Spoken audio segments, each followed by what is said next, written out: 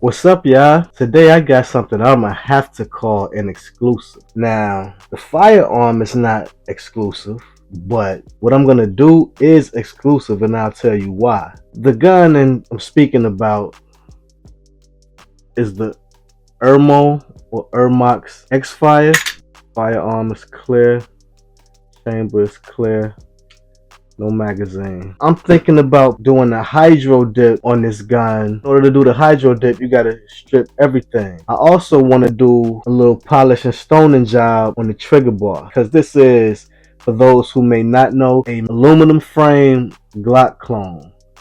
So it's similar to it. It's not an exact Glock clone. It's similar to a Glock, but they do have some parts that's different. I'm going to be doing a full disassembly of this firearm. I've searched everywhere, and there is not one video of a full disassembly of the Ermox X-Fire. This is going to be a 3-part series or a 3-part segment. This video, I'm going to be disassembling the firearm. Then I'm going to make a video of me doing the hydro dip process. Then I'm going to do a separate video of the reassembly after the hydro dip has cured and everything is all good. Okay, so I'm going to start by removing the slide from the frame, and again, the firearm is cleared, no magazine, nothing in the chamber.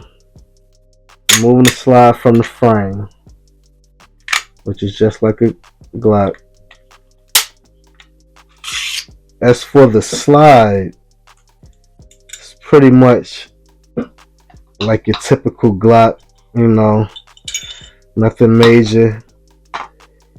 You have to push down on that while pushing down on the back plate to remove it.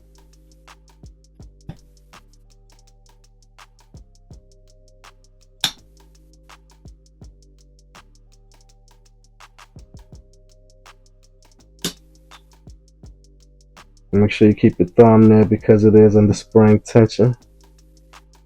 And you have the firing pin.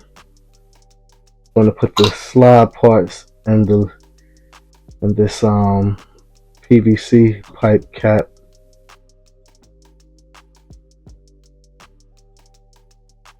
With the plunger for the extractor.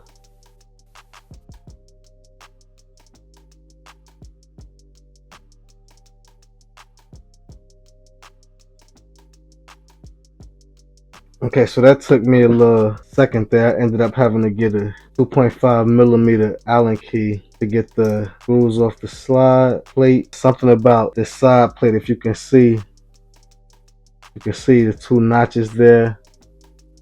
And then if you look on the slide plate, it got the 2 notches as well. So I don't know if it was something about this that was holding that slide lock in.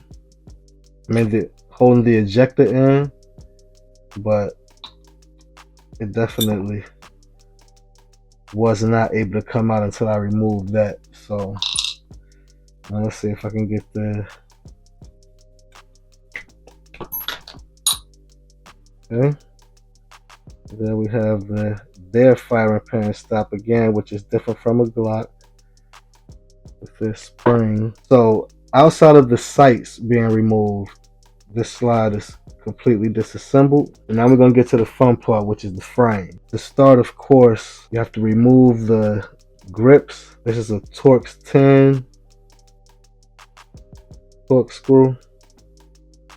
But what I'm going to do after I've taken the grips off, okay, with the grips off, I'm going to go on and drive out this pin here for the trigger housing.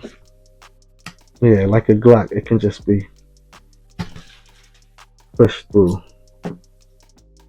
You don't even need the hammer pressure, nothing like that. But in order to get to that trigger, you got to loosen that screw, which will loosen the lock and block and all of that. Right now, I got the right size Phillips head. You go in and remove this screw, you throw it in there, and then go ahead and get this trigger pin out. Oh yeah, I'm glad I paid attention to that. This is also a screw, and I like that. I like how they use screws in some places as opposed to just pins. Now this screw is a longer screw because going all the way through the frame. This is the trigger pin. And then the final pin, after that trigger pin screw is removed, you gotta get this slide lock pin. Let me see if this punches. It's just the right size. I'm gonna see if y'all can see what this. Okay, let me show you this little roll pin. Tiny little pin. Definitely not something you will want to lose. Now I get to show you their slide lock spring. Look at their slide lock spring.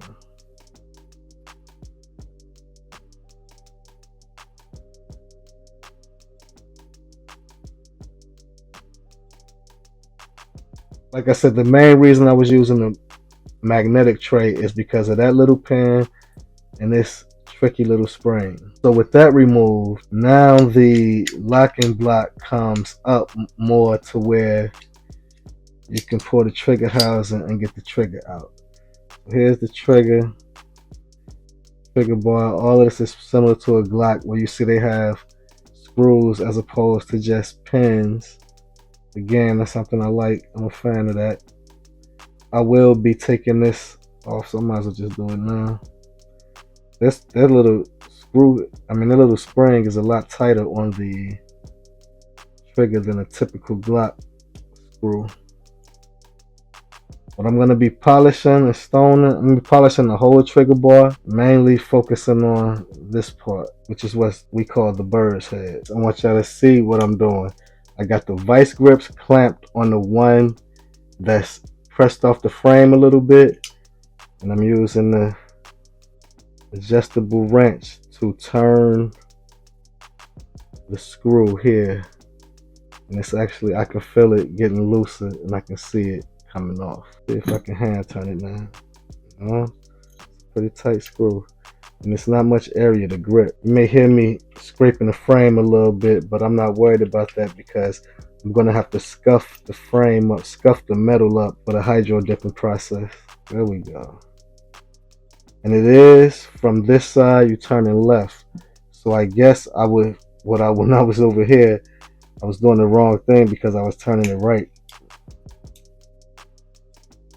Wait, are you telling me these are two different screws that are... I thought one screwed into the other. Because if you look at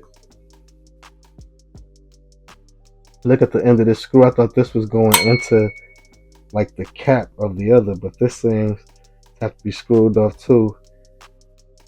But it's coming off with hand turns, so okay, I can feel it coming out. All right. Okay, so it is a cap. It's just kind of deep in there, as you can see in the hole. It's a pretty deep hole.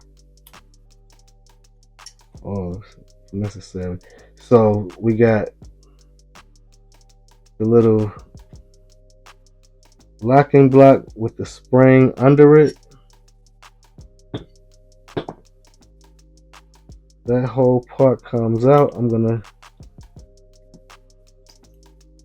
leave this spring in here. Always want to remember the orientation of things. Let's see if this technique will work with this.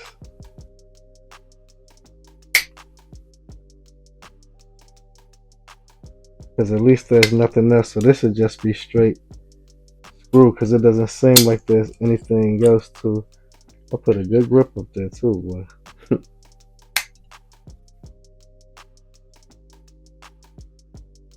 I wouldn't think this screws into anything except the side of the mag catch. Okay, and there is a spring right under here. I can see it already.